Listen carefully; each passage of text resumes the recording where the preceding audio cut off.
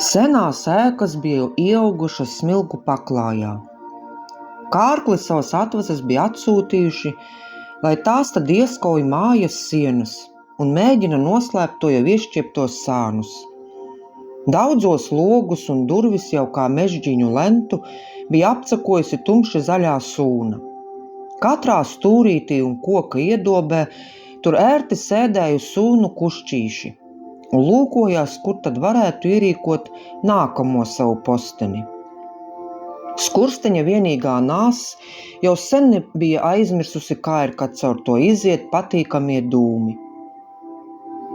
Kaut kur uz ievu krūmu pusi vajadzēja būt akai. Tā bija meistarīgi noslēpusies garajā zālē, kā veca beka, kura cenšas maskēties no vērīgākajiem sēņotājiem. Ābeles, kuru zari kā reimatismu izgrieztus pirkstus, cerīgi vēl cēla zilajās debesīs, it kā mēģinot, lai aiz tiem aizķeras kāds neveiklāks mākonis. Kur kādreiz bijusi taka, kā nogludināta tikko austa prievīte, to varēja tikai iztēloties. Visu bija pārņēmusi leknā zāle. Netālu no visām ēkām vijās kā mākslas vingrotājas vingrošanas lenta upe. Tā meta tikpat prasmīgus līkločus, un šur tur bija arī pa kādam vilnītim. Šo visu varēja noraudzīties bērzi, kuru atspulks upē nepielūdzami rādīja, ka ir pagājis krietns laiks, kopš bērzi bija mazie bērziņi.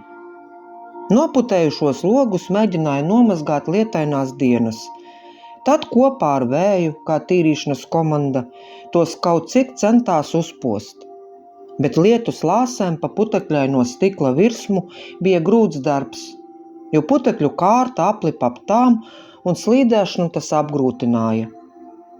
Izskatījās, ka tās ir kā vēja zāles nelielas bumbiņas, kuras vējš trenkā pa tuksnesi. Tikai šajā gadījumā tuksnesis loga stiklainā acis un vēja zāles lietus lāses. Logi atcerējās tos laikus, kad cēlā mājvieta ar visiem pārējiem svinēja spāru svētkus. Tad jumta ribās tika novietots vainags, kurš simbolizēja dzīves spēku, auglību un saikni ar dabu. Nākamā celtniecības kārta bija jumtam, kurš pa vienam koka dēlim savu veidoli jau pēc pāris dienām cēli varēja parādīt visai apkārtnei. Gala rezultāts – skaidu jumta cepura patika visiem, arī tās veidotājiem, un nākamajiem ļaudīm, kuri zem tās pavadīs savas nākamās dienas.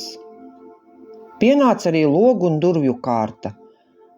Māja jutās kā pie acu ārsta, kurš prasmīgi un maigi prot palīdzēt tikt pie acu gaismas.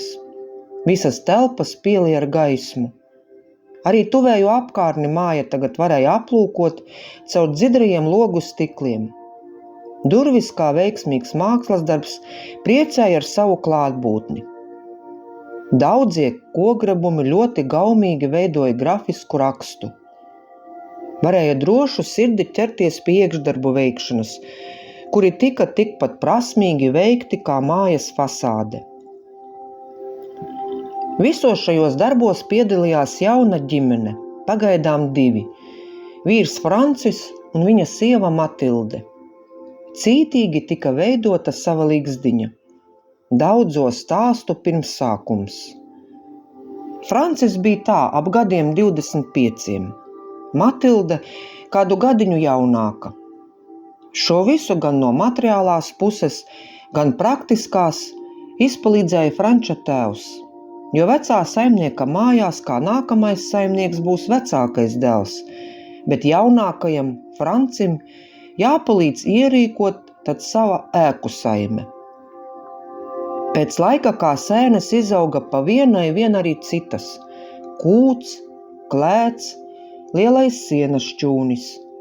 Tuvāk pie upes savu vietu izdīgt atrada pirtiņa. Ierīkoja dārzus, sastādīja ābeles, protams, vieta arī tika ierādīta puķu dobei.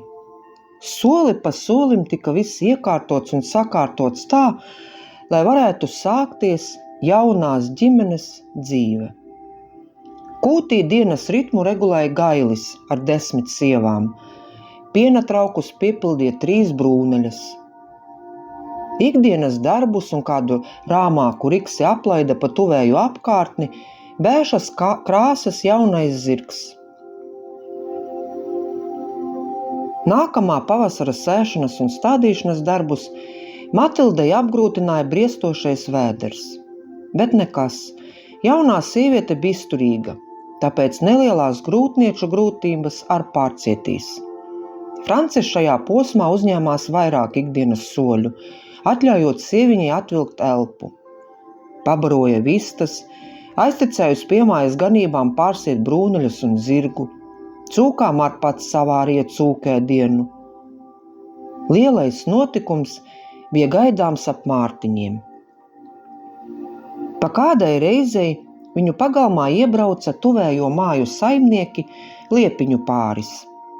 Tad varēja aprunāties par zemes darbiem, kāda izskatās katram būs raža. Sievietēm savas runas. Liepiņu saimniecei jau pie rokas stebrēja dēlēns. Topošai māmiņai tad bija daudz jautājumu par gaidāmo dzimšanas brīdi, ko un kā darīt ar jaundzimušo. Pa vidam šīm sarunām abas aplūkoja piemājas puķu dobes. Vienā no atkal apciemošanas reizēm Matildei kaimiņien uzdāvināja interesantas sēklas, lai nākamo pavasari iesējot. Pateicās par dāvanu un nolika to plauktā, lai gaida tad pavasari. Tā vasara bija ļoti karsta.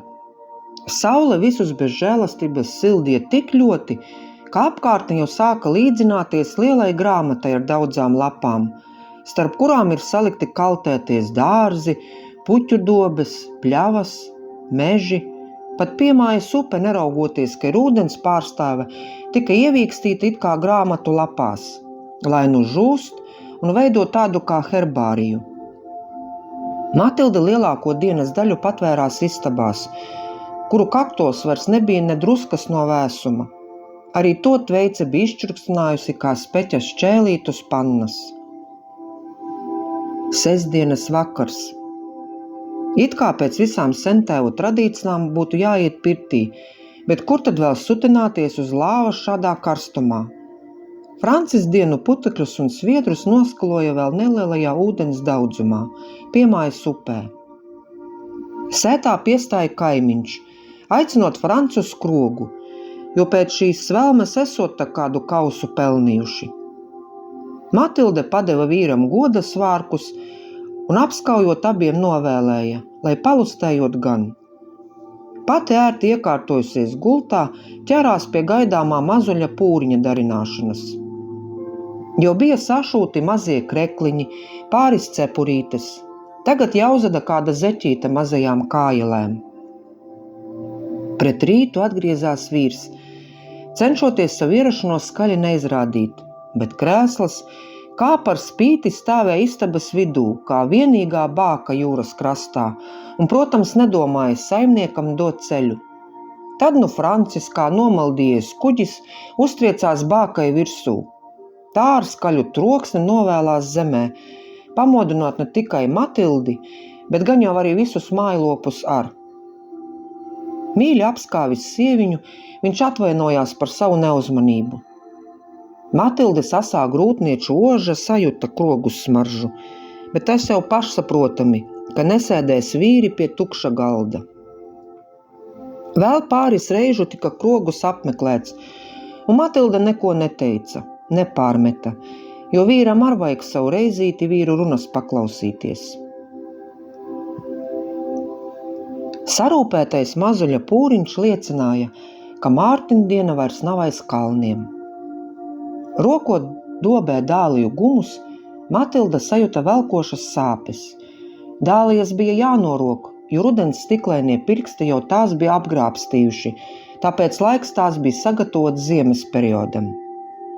No sāpēm sakodusi zobus, pēdējos gumus Matilde steidzīgi ar dakšām raka ārā.